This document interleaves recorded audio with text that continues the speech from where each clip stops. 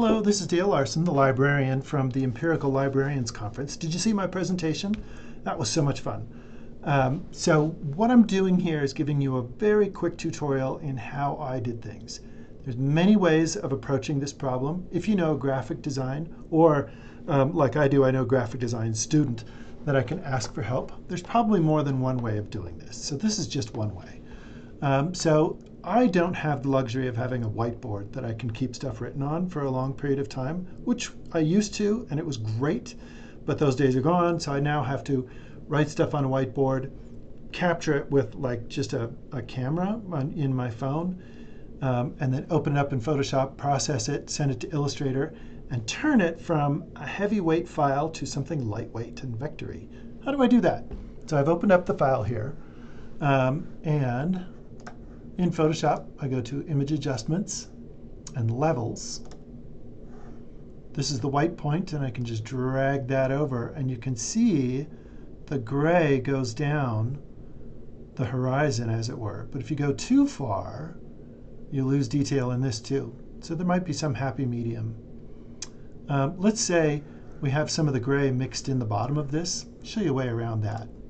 If I want to just have this be all high contrast, I can go to the Magic Wand tool and just select chunks, hit the delete key, and ask it to replace everything with white.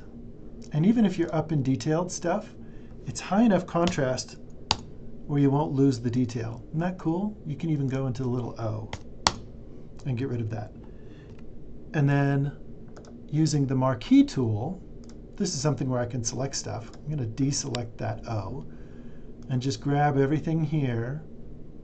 And it's okay that I grab little bits of whiteboard dust and things like that. I'm going to go to Edit Copy, just Command-C, Control-C. Then I'm going to go over to Illustrator.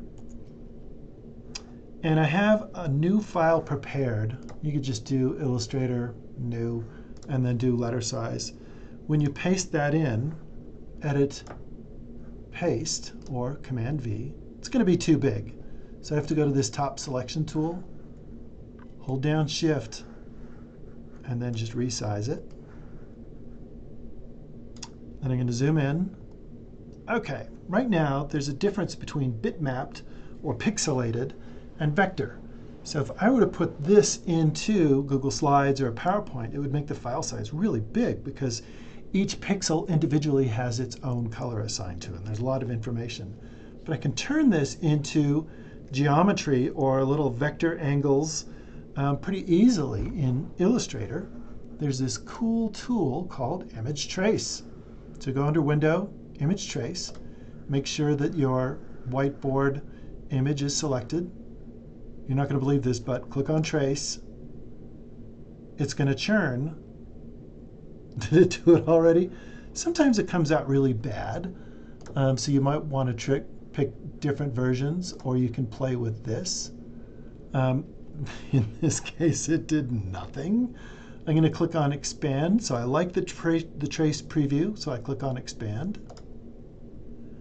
And what's going on? It doesn't look all that different.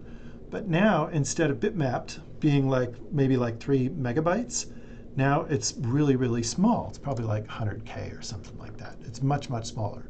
How do I define whether something is small or not is an Illustrator tutorial for another time. But what you need is these two selection tools. There is the main selection tool that'll grab everything as that's all grouped together, or this is the little detail selection tool. What do they call it? I've got to mouse over, make sure I got the right name. Oh, direct selection tool. So I don't want this white border, so I just click on that and hit delete. And there's also going to be a little vector shape in here, and I can hit delete. So this is just transparent now. I can go back to the direct selection and copy. I'm going to go into my whiteboard drawing, and I want to put it right up here. Let's see how this goes. So I paste this in here. It's all vector. All of these things are vector. I'm going to resize that provost box and move it right there. Ta-da!